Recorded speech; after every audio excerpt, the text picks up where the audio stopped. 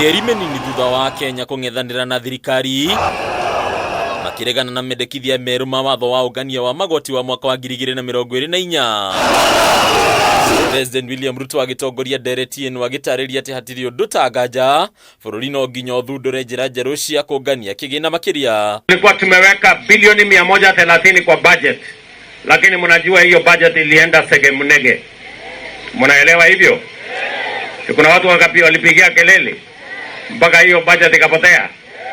Sasa mimi nimeambia Malulu hapa na wabunge wenzetu, si ndio?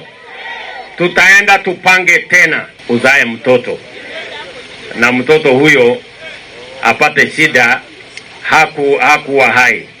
Wewe una give up? Si unarudi tena kwa kitanda?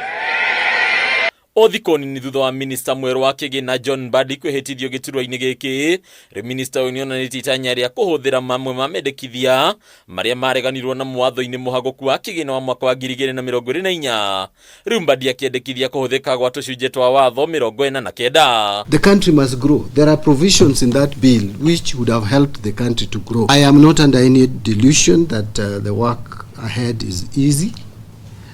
Even before coming here, I am very much aware that it is not very easy. Kuringana na mendekithia ma ministry ya kigina, gucenjio kwa watho uyu guguteithĩrĩria bũrũri kwĩmathĩra mũigana wa ciringi bilioni 69.3 harĩ mwaka tũrĩ wa kigina, ũndũ ũrĩa ũtanyĩte kũhĩtũkĩra mũtaratara wa ũthondeki wa watho mwerũ ũgĩtabanio nĩ kamĩtĩ ya bunge ĩgiĩ kigina. Mũikarĩri gĩtĩ wa kamĩtĩ ĩno Kuria Kimani akiuga ndarĩ arakinyĩrwo nĩ mendekithia maya. Sio bunge kwamba inakuja na huo mswada. Mswada huo hautoki katika bunge. Mswada huo unatoka kwa mawaziri, kwa baraza la mawaziri. Sasa baada basi ya mswada huo kufika katika bunge, ndio bunge sasa inatafuta maoni ya Wakenya, alafu wanapendekeza.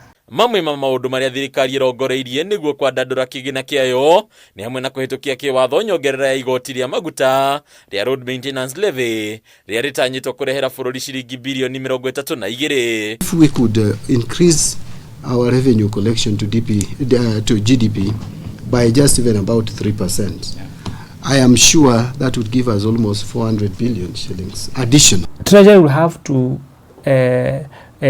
do public participation on that afresh.